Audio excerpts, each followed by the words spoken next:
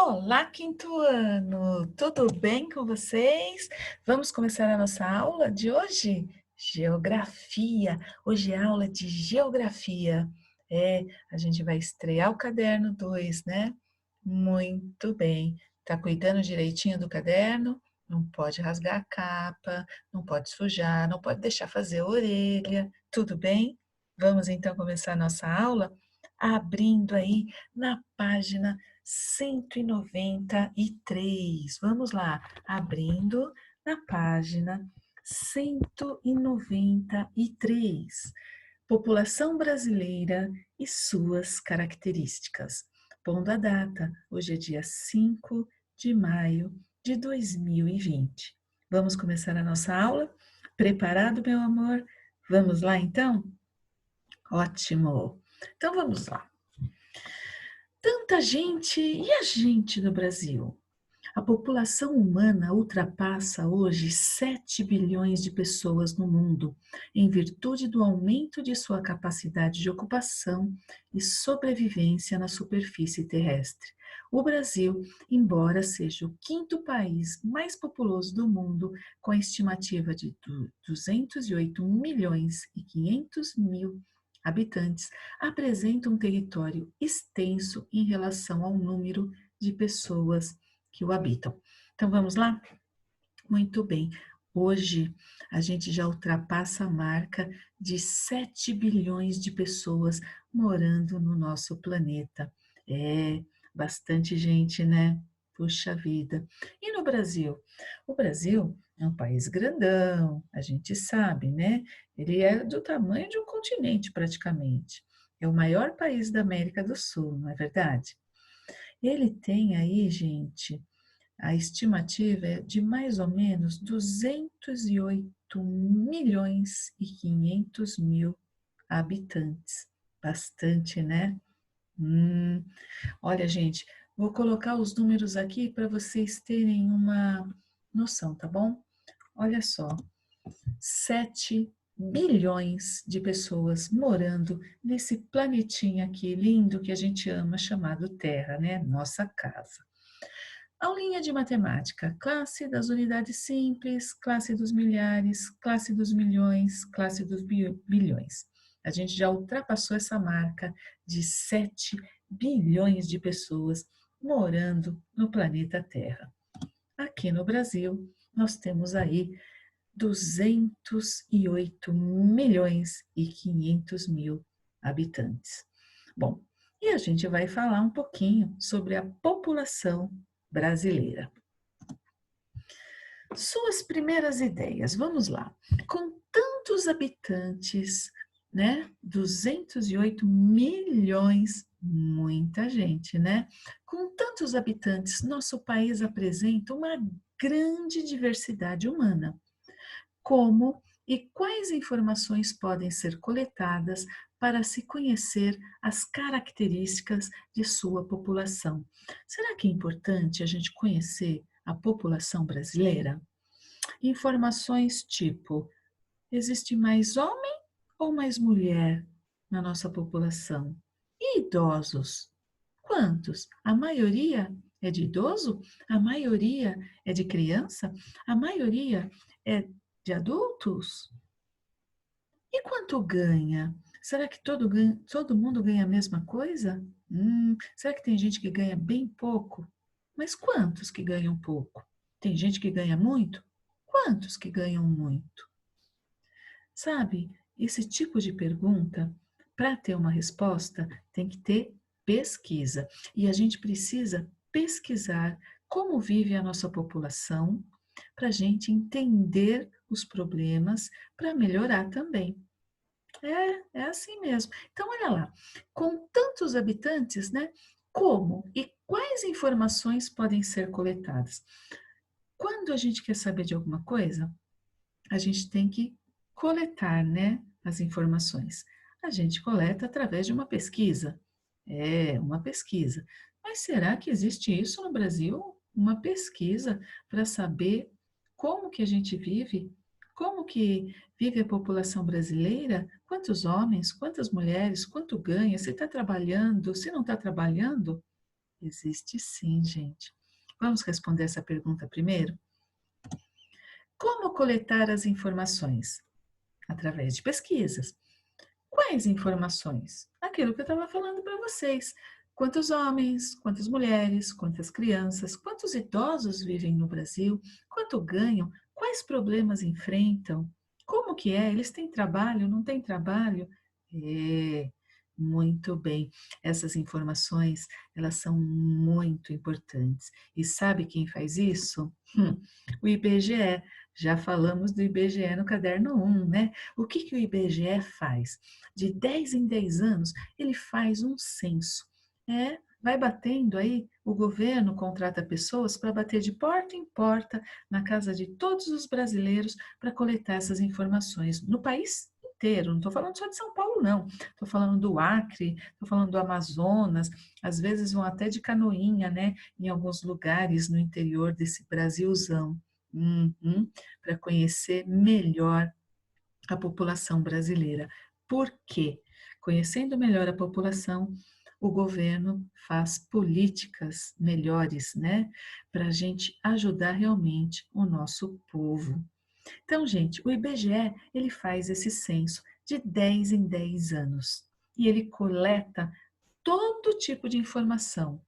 Quantos negros, quantos brancos, quantos estrangeiros, se a pessoa estudou, se não estudou, se estudou, ela estudou até a faculdade, mestrado, enfim, quanto ganha, se tem geladeira, se tem fogão, quantas televisões, o IBGE faz uma coleta enorme de dados. E esses dados viram gráficos, eles são estudados e o governo, através desses dados, faz as suas políticas para ajudar, então, o nosso povo. Entendeu como que é, mais ou menos? Bom, estou falando de gráficos, a gente vai estudar alguns, certo? Olha aqui o nosso país, o nosso Brasil, né? A população, a gente vai falar aí de mais de 200 milhões de brasileiros, né? Não são todos iguais, não são todos que ganham a mesma coisa. Você sabe bem disso, né?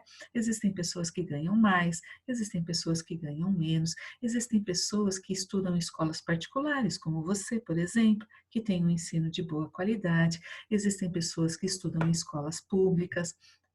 Existe uma diferença aí muito grande e o IBGE coleta tudo isso. Então, perguntas como: quantos somos? O IBGE dá essa resposta. Quantos homens? Será que tem mais homens ou tem mais mulheres na população? Você já se perguntou isso? Quantos idosos? Será que a gente tem muitos idosos? Quanto que ganham, né? Será que o povo vive bem no Brasil? É, todas essas informações são coletadas pelo IBGE. Vamos então olhar um gráfico, né? Olha que interessante, a evolução da população residente no país. Muito bem, você está vendo aí, ó, 1872 o ano até chegar em 2010, tá bom? Em milhões de pessoas, ó, a evolução da população residente no país em milhões. 9,9. Quando eu falo 9,9, vou te ensinar a ler isso aqui. Eu estou falando em milhões, certo? Então, a vírgula separa a parte inteira da parte fracionária. A parte inteira, milhões. 9 milhões. Aí eu tenho 9 décimos, 900. Como que eu leio isso? Vou te ajudar aqui, ó. 9,9 milhões, 9, tá vendo aqui, ó? 9 milhões e 900 mil. A maioria das pessoas começa a falar 9,9, 14,3. Tudo bem, é um jeito até mais rápido, mas você tem que entender aqui, ó. Milhões, então a parte inteira, antes, né, da vírgula, milhões. 9 milhões e 900 mil. 14 milhões e 300 mil, certo? Habitantes, estou falando de residentes, pessoas. 30 milhões e 600 mil pessoas ou habitantes, que são os residentes do Brasil. Tudo bem? Agora, olha esse gráfico que interessante, olha. Com o passar do tempo, a população vai aumentando. Por que, professora, que a população foi aumentando? Ah, por muitos motivos. Primeiro, nasce mais gente do que morre.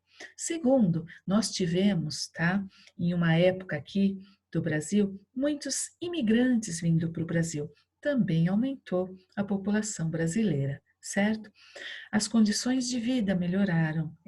A vida antigamente, do tempo do meu bisavô, do seu tataravô, era bem mais difícil também, né? As pessoas viviam menos. Muito bem, olha aí um gráfico, um dado importante para a gente estudar a população brasileira. Bom, aqui então tem a teoria, né? Podemos notar pelo gráfico que a população brasileira cresceu bastante, né? De 1872 até 2010, ela se multiplicou em 20 vezes. Por que ocorreu isso? Bom, duas maneiras. Pelo crescimento natural, que é a diferença entre a quantidade de pessoa que nasce e que morre diariamente, e pela transferência de pessoas que entram no país, que é o caso que eu estava falando para vocês da imigração. O que aconteceu? De 1872 a 1940, gente, nós tivemos aí um crescimento da população por causa da imigração, dos imigrantes que vieram para o nosso país. Tudo bem? Olha aqui, né? Éramos 6, seremos 3. Que interessante, né? Os dados, eles são coletados e a gente vai estudando, né? Em 1960 era comum as famílias, os pais terem mais filhos. Em 1980 deu uma reduzida. 2000 reduziu um pouquinho mais. 2020, olha aí, né? Hoje a maioria dos pais querem ter um filho. A maioria, isso não quer dizer que são todos, tá bom? A maioria pretende aí ter um filho. E isso tem vários motivos que eu vou mostrar para você. O que acontecia em 1960, por exemplo? Olha, 6 filhos, né? 5 gêmeos aqui, né? 3 aqui, e ainda está grávida. Mas a mulher, em 1960, ela não trabalhava, não é que não trabalhava, a maioria das mulheres não trabalhava. Quem fazia essa parte de prover a casa era o marido. Então, o homem trabalhava, a mulher cuidava da casa e dos filhos. Ela tinha tempo de cuidar dos filhos. A minha bisavó, ela deve ter tido aí uns 12 filhos. Minha avó teve 8 filhos. Minha mãe, 2 filhos. Olha como que foi indo, né? Por que aconteceu isso? Porque a mulher começou a trabalhar. A mulher começou a estudar, ela começou a trabalhar, ela entrou no mercado de trabalho. Aí já não dava mais tempo de ficar cuidando de 8 filhos, 10 filhos. Sem contar que hoje educar é caro, né? Então, naquela época que eu estava falando aí da minha bisavó, não se gastava tanto para cuidar, né, educar um filho. Não era com muito dinheiro, era mais com valores, coisa que também foi ao longo do tempo mudando. Que interessante, olha, de 1960, a média aí 6 filhos caiu para 4. Diminuiu. 2000 caiu para 2. Em 2020, a tendência, a média, é ter um filho. Isso não significa que todos têm um filho. Existem muitas famílias que têm 2 filhos, outros 3, mas quando a gente sabe que tem 4, a gente, nossa, 4 filhos, a gente até se espanta. Coisa que na época da minha avó era normal ter aí 8 filhos, né? 4 achava pouco, hoje a gente acha até muito, não é verdade? Então é isso. Bom, por que então, né, que aconteceu isso? Por causa dessas coisas que eu estava falando para vocês. A mulher começa a trabalhar, ela começa a estudar, então ela começa a reduzir. Bom, os questionários realizados pelo censo não se concentram somente no levantamento da contagem populacional, mas também como esta se distribui, de acordo com critérios como sexo, idade, cor, renda familiar, setor de trabalho. Esses dados permitem uma análise geral de como é estruturada a população brasileira, certo? Bom, olha que interessante agora aqui. O censo de 2010 apontou que no Brasil tá? Vou responder essa pergunta. Em 2010, aqui o censo apontou que na população a maioria mulheres. A diferença não está tão grande não, tá? Se você olhar bem aqui, ó, 51% tá quase metade, né? Um pouquinho mais de mulheres, né? 90, aqui, ó, 51% mulheres, 49% de homens, ou seja, mulheres 97.348.809 contra 93.406.990 estimativa, gente, de homens. Bom, aí o que a gente percebeu? Que a população brasileira, ela tem mais mulheres. Bom, o que aconteceu com isso? Os programas do governo na área de atendimento específico para a mulher aumentaram a saúde da mulher, doenças femininas, tratamento, né? Como na área de segurança também começaram a surgir outras coisas, as políticas começaram a favorecer, porque percebeu-se que a maioria são mulheres. Olha que interessante, os dados para conhecer a população, para ter políticas, né, para ajudar a população. Muito bem. Olha aqui esse outro dado, né? Estrutura etária da população em 2010. Esse gráfico ele está mostrando as porcentagens, né? Então, 56% das pessoas da população adultos, 11% idosos, 33%, um terço de jovens. Bom, aí o que acontece com esse dado, né?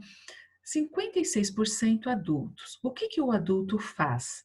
Trabalha, precisa trabalhar. Os jovens, basicamente, estudar. Os idosos, aí eles já estão aposentados, né? Então, a gente vê aí que o idoso tem uma parcela de idoso, a Previdência tem que cuidar disso, né? Do salário dos idosos. Bom, o que aconteceu com esse dado estudado da nossa população? Políticas públicas de oferta de trabalho. Então, o que aconteceu? Os jovens representam uma riqueza potencial, pois investimentos em saúde e educação de políticas públicas podem transformá-los em instrumentos decisivos para o desenvolvimento do Brasil. Porém, né, tem aqui uma coisinha, a desigualdade de renda, ela não dá esse direito, não garante, né? Não é todo mundo que tem esse direito garantido. Bom, políticas públicas, através dos dados do IBGE, são elaboradas políticas públicas para ajudar a população, certo? Muito bem, a gente viu aí que temos aí mais adultos. Quais seriam as políticas públicas? Oferta de empregos. A população idosa, por sua vez, vem crescendo no país, representando custos de aposentadoria, cuidados de saúde, com exceção de uma pequena parcela dessa população. Essa pequena parcela, né, a maioria enfrenta muitas dificuldades e desafios no dia a dia.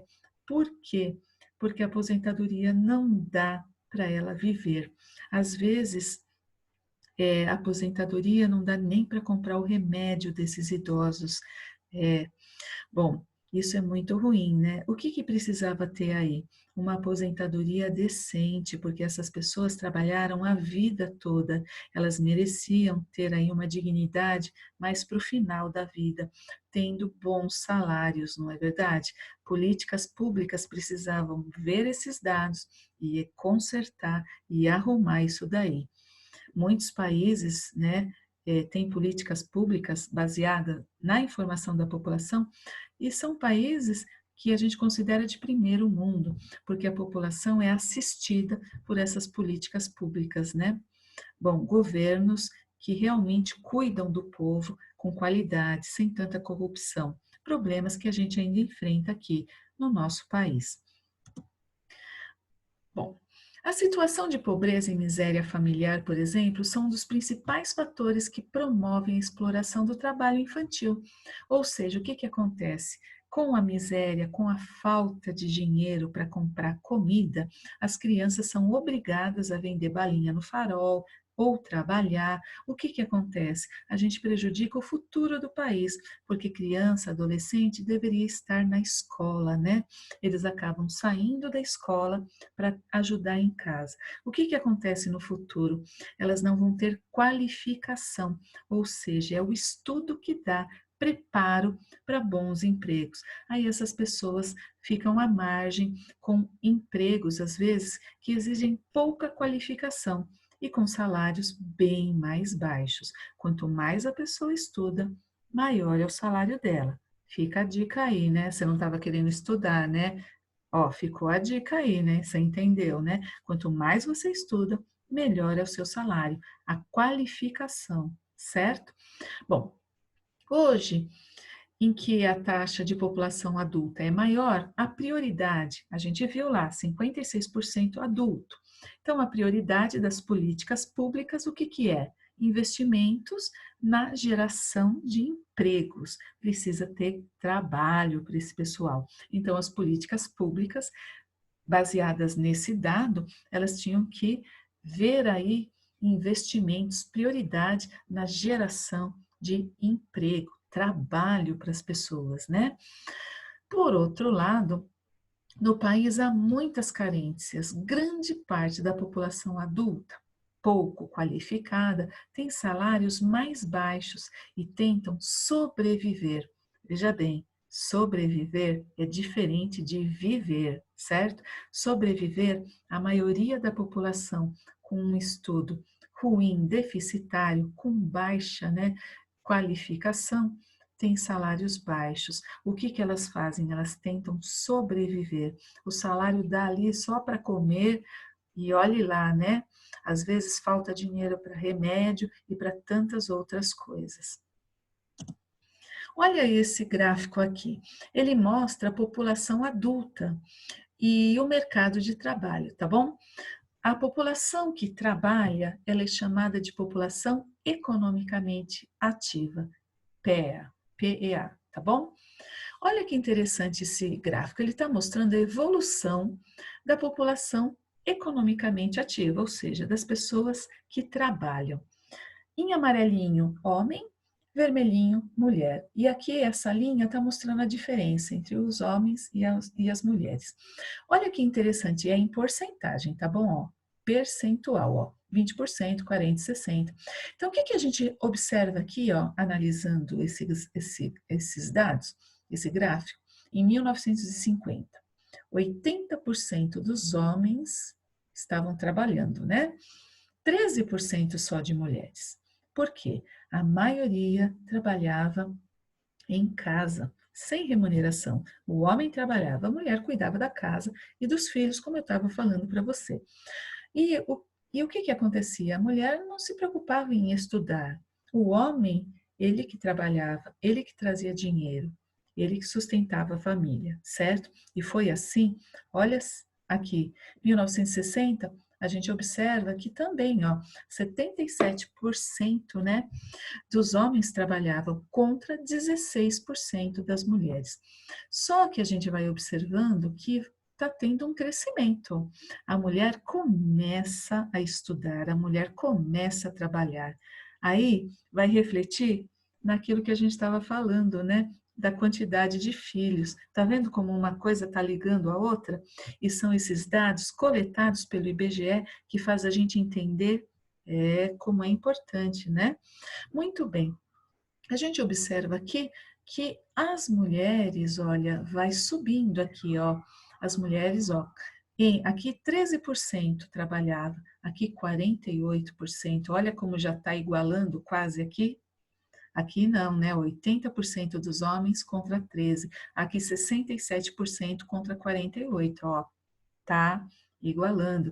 Por quê? Porque a mulher se lançou ao mercado de trabalho, coisa que em 1950 não era assim, certo? Aí, com o tempo, as mulheres foram trabalhando. Hoje é comum. Hoje, a grande maioria das mulheres trabalha e também, né, elas herdaram isso, elas têm que cuidar da casa e dos filhos, mas elas estão trabalhando também, certo? Bom, Os dados considerados nesses gráficos, eles só se referem aos participantes do mercado formal.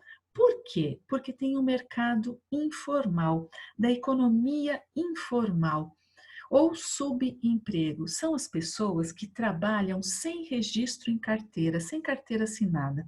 Qual é o problema, professora? Não tem todos os direitos trabalhistas. As leis trabalhistas, elas garantem direitos aos trabalhadores para quem tem carteira assinada. Quem não tem carteira assinada não tem esses direitos. Por exemplo, o que é o trabalho informal, a economia informal? São os trabalhadores, por exemplo, camelô, feirantes, pedreiros, né? Eles trabalham, às vezes, vendendo bolo, né? Fazendo em casa bolo, coxinha. Esse é o mercado informal. Essas pessoas, elas não têm os direitos trabalhistas.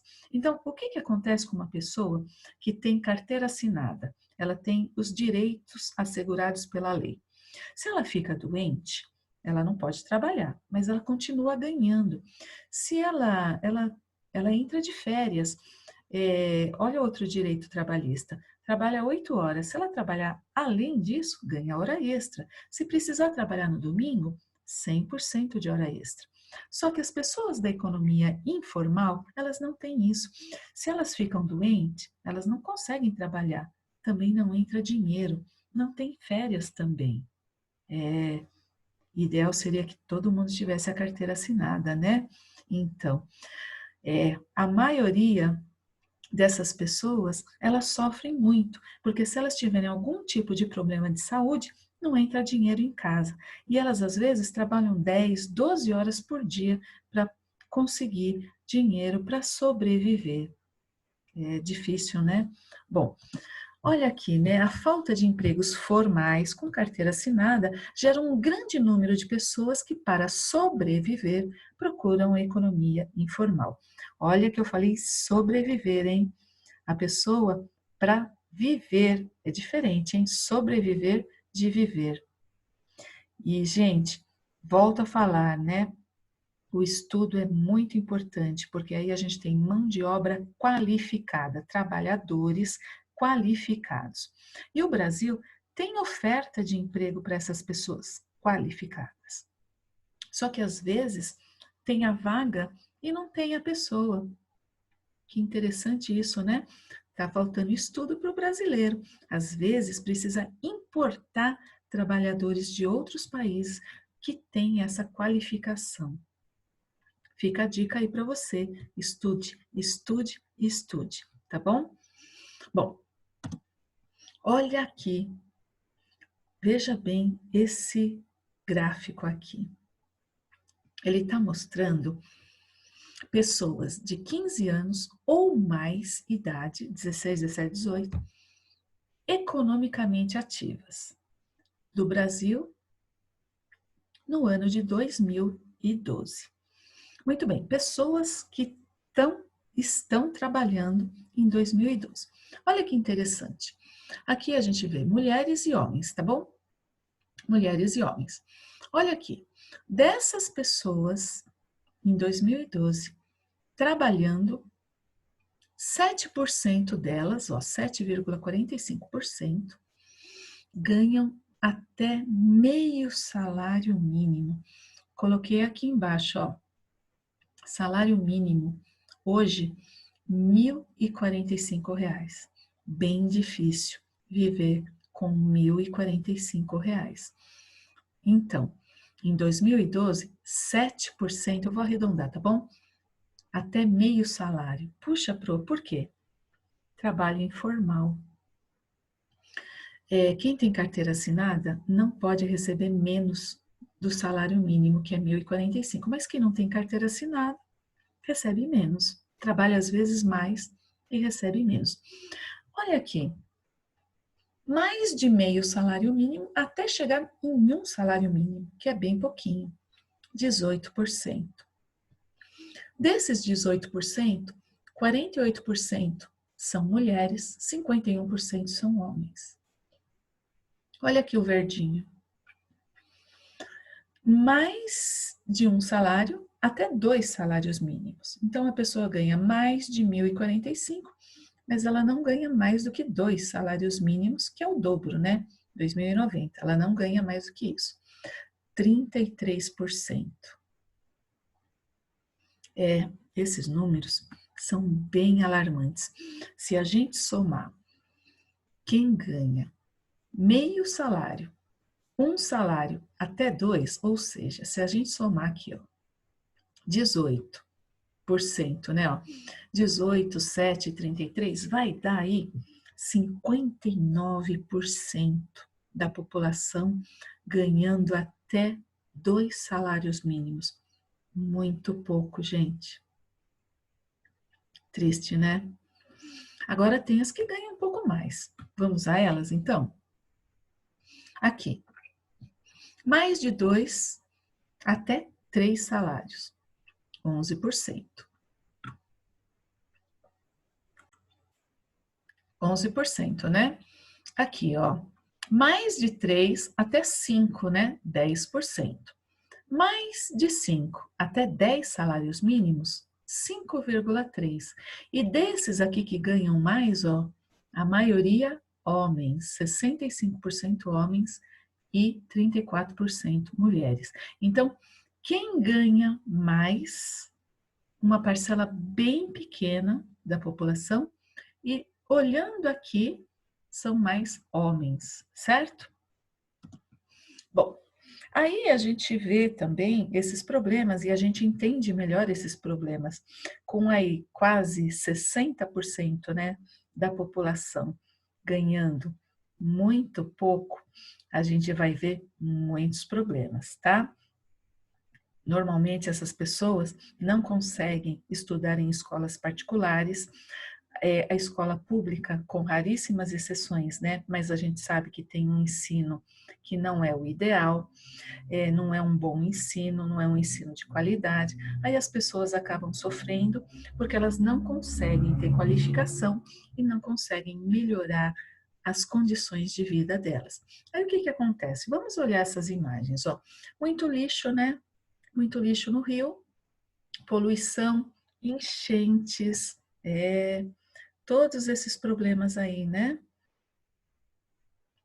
Sabe, gente, que o problema das enchentes tem também problema de investimento público, mas tem problema também da educação das pessoas que jogam o lixo na rua, não é verdade?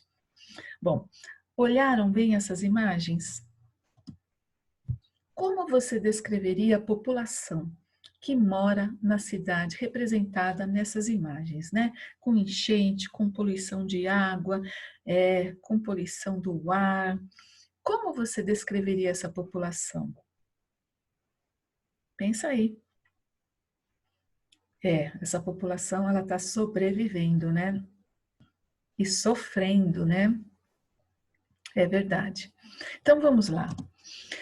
Descreveria como uma população sofrida que enfrenta problemas de saúde por causa da poluição do ar e da água, que sofrem com as enchentes, elas acabam perdendo o pouco que tem. Triste, né?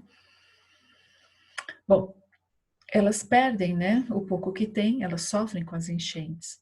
Essas pessoas vivem em locais difíceis e com pouca infraestrutura.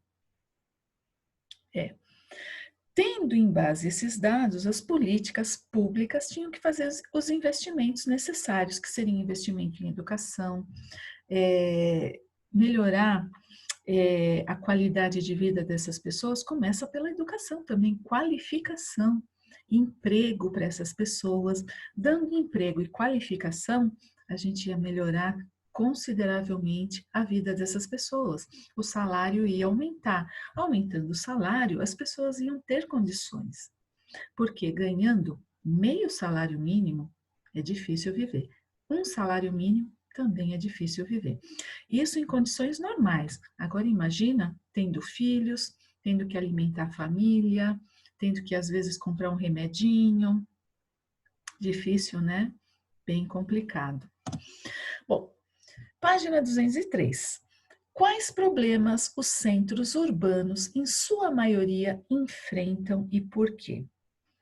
Pelo IBGE também, a gente não viu aqui, Mas o IBGE mostra, tem um estudo bem interessante, que a maioria das pessoas hoje vivem nos centros urbanos. Não foi sempre assim.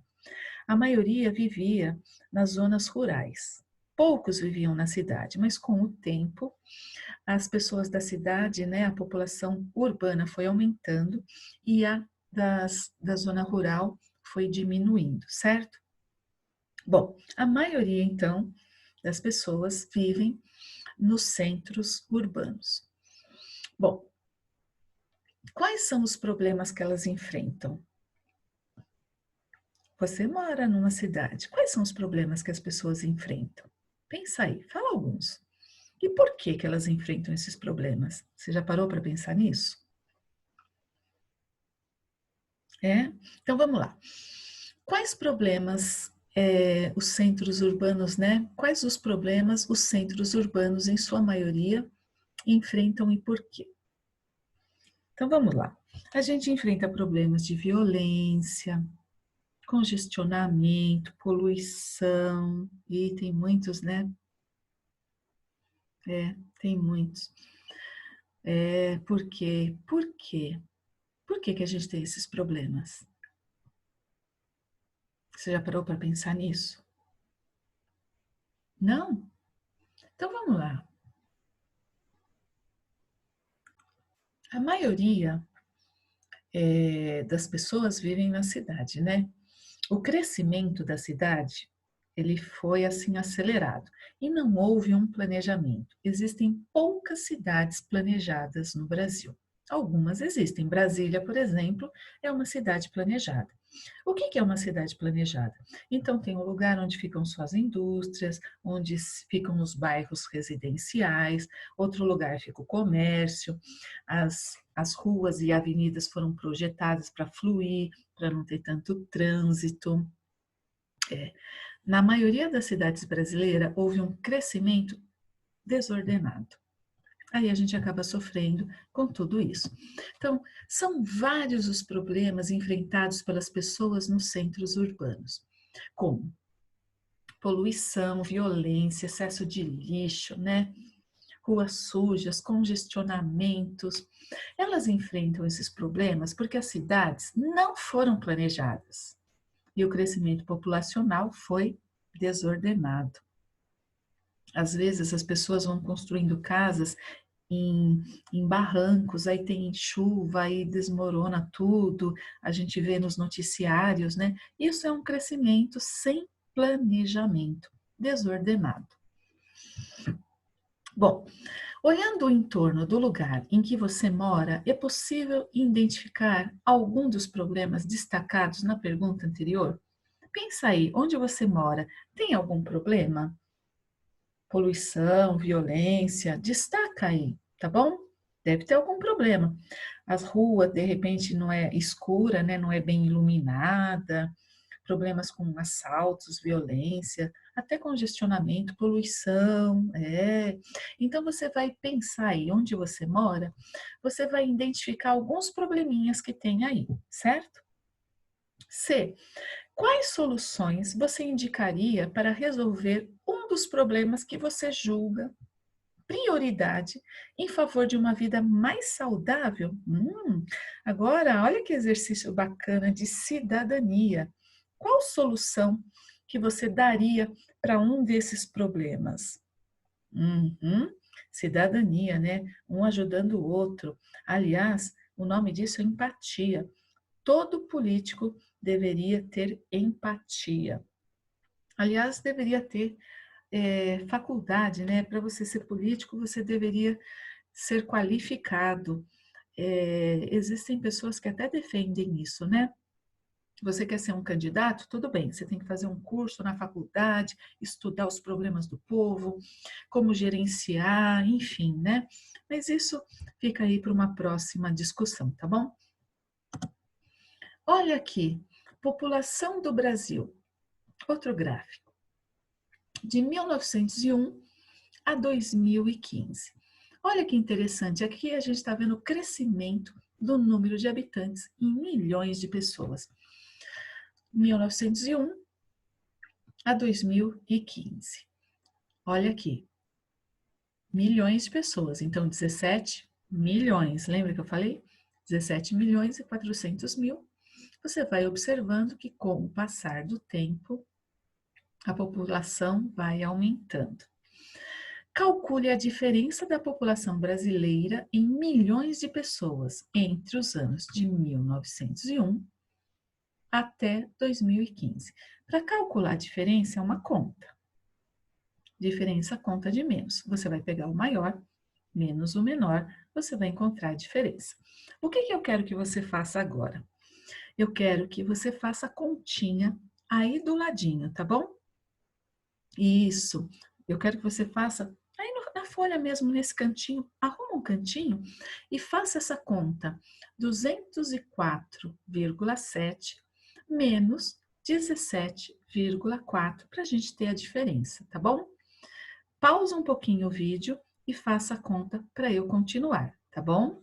Pausa um pouquinho. Vamos continuar? Então tá, você tem que fazer a conta, né? A diferença. Aqui em 2015, olha aqui o crescimento, né? O número de habitantes, 204 milhões e 700 mil. Aqui em 1901, 17 milhões e 400 mil. Você tinha que fazer a continha aí do lado, tá? 204,7 menos 17,4. A diferença, 187,3, ou seja, 187 milhões e 300 mil habitantes. Essa é a diferença. Olhem o crescimento aqui. Que bacana, né? Por que houve esse crescimento? Melhora na condição de vida das pessoas, um avanço da medicina, políticas públicas, né, que melhoraram a vida das pessoas. As políticas públicas melhoram a vida das pessoas. Sim, a gente ainda não chegou onde a gente quer, mas a gente tem boas políticas públicas. É que a gente precisa melhorar mais ainda, certo? Mas é devido aí a essas políticas públicas que também houve esse crescimento populacional. A diferença é de 187 milhões e 300 mil habitantes. Então, tá aí a resposta.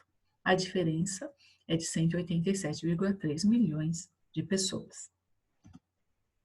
Quais os motivos do crescimento da população? Acabei até de falar, né? Por que a população cresceu, gente? Melhoria nas condições de vida, melhoria as políticas públicas, avanço da medicina. As pessoas antes moravam no campo, agora elas moram na cidade, a maioria, né? Tem mais facilidade, hospital perto. Todas essas coisas ajudam a crescer, né? Sem contar que nasce mais gente do que morre. Isso também ajuda a crescer a população. A melhoria das condições de vida e o acesso a remédios e hospitais, enfim. Gente, por favor, você pode fazer uma resposta diferente. Essa que eu dei é uma das respostas. Pode existir aí, cabe aí nessa pergunta, outras, muitas respostas, certo?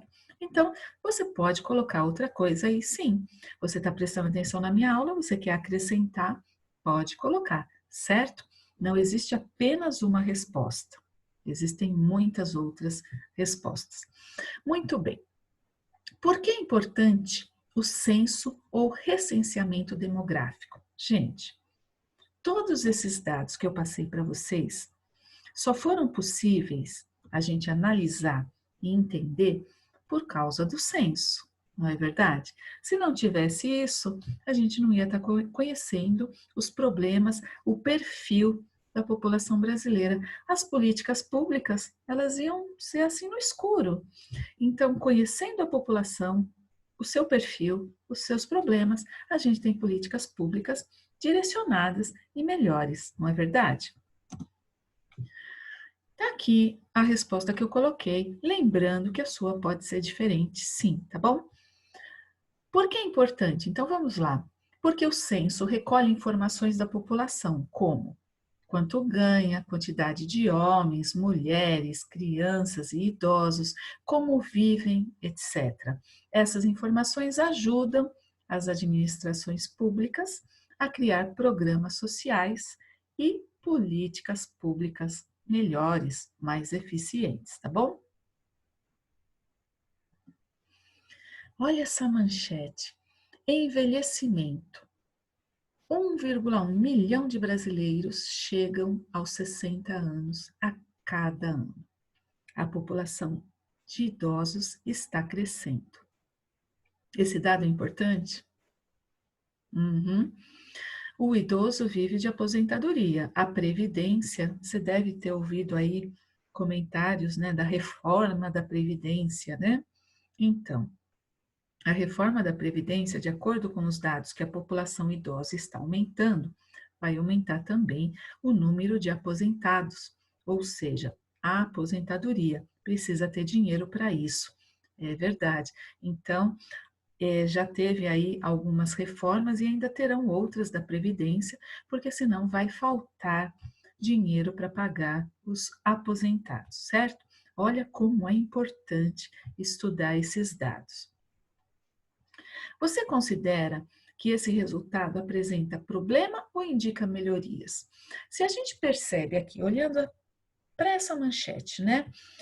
1 milhão de brasileiros, né, chegam aí aos 60 anos a cada ano, ou seja, o brasileiro está vivendo mais. Isso é bom, é uma coisa boa, certo? O brasileiro está vivendo mais, sinal que a vida ela se tornou mais fácil do que antigamente, aquela coisa toda, né?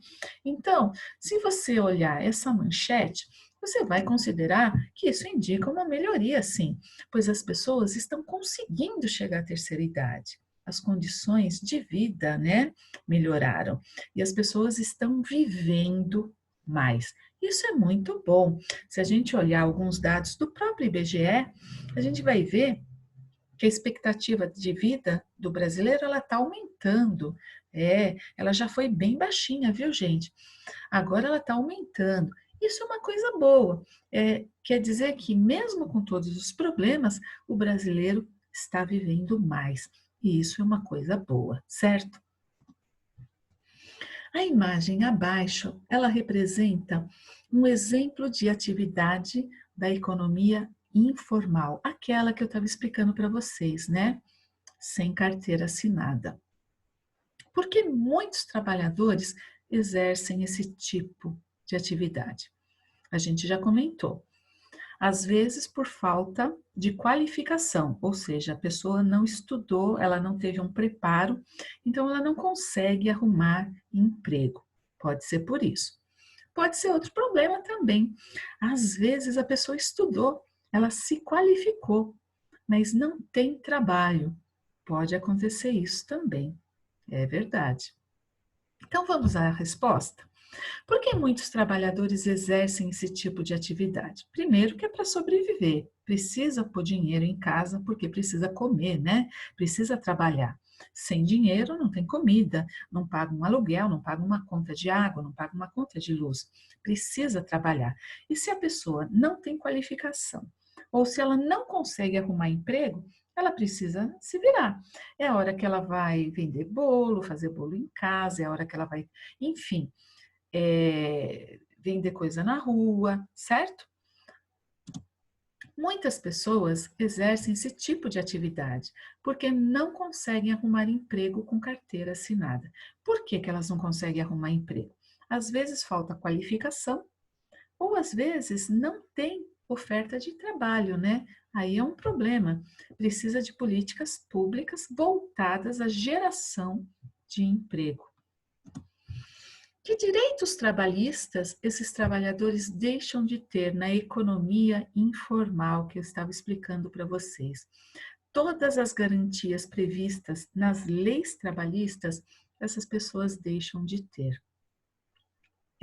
Se ela fica doente, não trabalha, não tem condição de trabalhar, não tem dinheiro, não entra dinheiro, certo? Então vamos lá. Eles deixam, né, de ter todos os direitos trabalhistas previstos em lei, como férias, licenças médicas remuneradas, hora extra, e tem muita coisa aí, certo? Então, esses trabalhadores, eles deixam de ter. Você acredita que se todos tivessem acesso igualitário à educação de qualidade, ou seja, educação de qualidade para todo mundo, não apenas para aqueles que estudam em escolas particulares, que é a minoria, certo? A grande maioria dos brasileiros estuda em escola pública. Agora, veja bem, que interessante essa pergunta. Você acredita que se todo mundo tivesse um ensino de qualidade, os problemas no Brasil seriam menores e, portanto, mais fáceis de resolver? Pensa aí para você responder essa pergunta, tá bom? Olha só, educação de qualidade para todos os brasileiros. Será que a gente ia ter um Brasil melhor? Educação para todos. Aliás, vou fazer um parênteses aqui. A maioria dos problemas do Brasil começam por falta de educação de qualidade. Corrupção, violência, falta de cidadania, tudo aí, ó. A base de tudo isso, educação. Mas aí, responde aí, tá bom? Lição de casa, olha que legal, tá lá na página 234. Brasil, população de idosos e de jovens por região, dados de 2010, tá bom? Você vai ver aí a população em porcentagem, tá? Então, por exemplo, região norte, você tá vendo aqui, ó, a porcentagem de idosos e de jovens, centro-oeste, vai vendo todas as regiões e aqui no Brasil, certo? Tirando a média de tudo isso. Você vai analisar e vai responder as perguntinhas, tá bom? Legal a aula de hoje, né? Bom, IBGE, Instituto Brasileiro, né, de Geografia e Estatística, levanta todos esses dados para a gente estudar o perfil da população brasileira. Para que estudar? Para ter políticas públicas melhores e ajudar o nosso povo. Afinal, é o povo brasileiro, o nosso povo. Beijo grande, até a próxima aula. Tchau, gente. Fiquem com Deus.